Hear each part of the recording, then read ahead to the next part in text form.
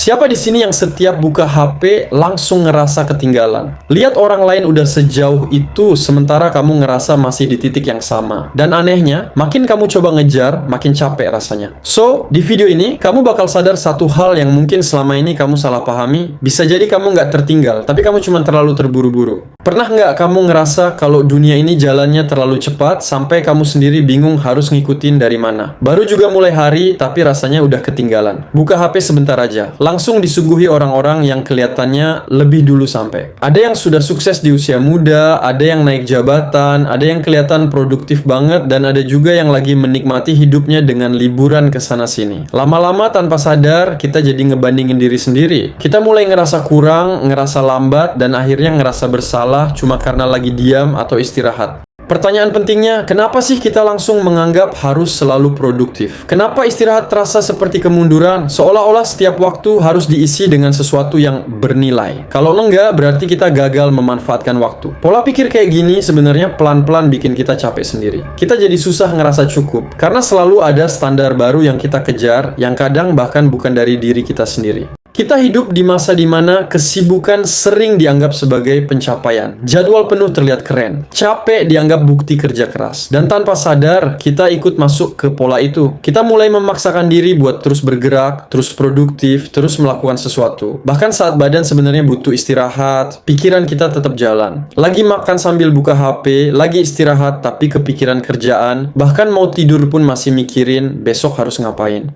Akhirnya kita jarang bener-bener ada di satu momen. Kita kayak selalu setengah hadir. Fisiknya di sini, tapi pikirannya kemana-mana. Entah ke masa depan yang belum tentu terjadi, atau ke masa lalu yang sudah lewat. Kita terlalu sibuk mikirin apa yang kurang, sampai lupa ngerasain apa yang sebenarnya sudah ada sekarang. Dan kondisi ini sebenarnya lumayan sering dibahas, namanya hurry sickness. Intinya, kita merasa selalu dikejar waktu. Padahal sebenarnya nggak ada yang ngejar. Kita sendiri yang bikin ritmenya jadi cepat terus. Kita takut kalau kita melambat, kita bakal tertinggal. Takut kalau kita berhenti sebentar, peluang bakal hilang. Padahal kenyataannya nggak selalu begitu. Nggak semua hal harus dilakukan secepat mungkin. Nggak semua progres itu harus kelihatan setiap hari. Dan nggak semua waktu luang itu berarti terbuang. Kadang kita lupa kalau manusia itu punya batas. Kita bukan mesin yang bisa jalan terus tanpa jeda. Bahkan sesuatu yang paling kuat sekalipun tetap butuh waktu untuk berhenti. Kalau dipaksa terus, yang ada malah rusak. Hal yang sama juga berlaku ke diri kita. Kalau kita terus memaksakan diri tanpa istirahat, yang ada bukan jadi lebih maju, tapi malah kelelahan, kehilangan fokus, bahkan kehilangan arah. Melambat itu bukan berarti kamu malas. Melambat itu pilihan sadar buat menjaga diri tetap stabil. Supaya apa yang kamu lakukan tetap punya kualitas, bukan cuma sekadar selesai. Karena kalau semua dikerjakan dengan terburu-buru, seringkali hasilnya juga nggak maksimal. Dan kita pun nggak sempat benar-benar memahami apa yang kita jalani.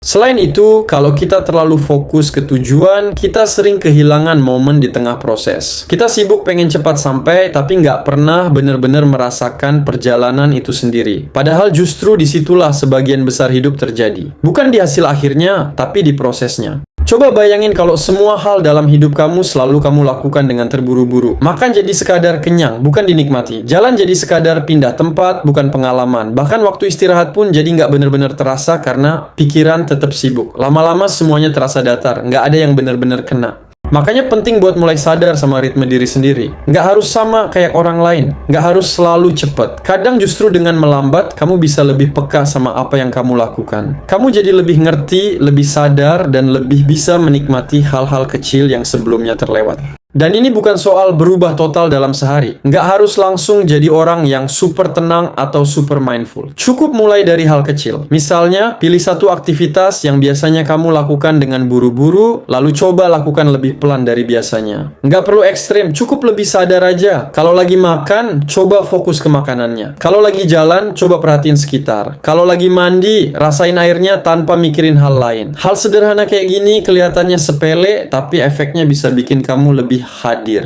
Dari situ, kamu pelan-pelan belajar kalau nggak semua hal harus dikejar. Nggak semua waktu harus diisi dengan target. Kadang, hari yang kelihatannya biasa aja, justru penting buat menjaga keseimbangan diri.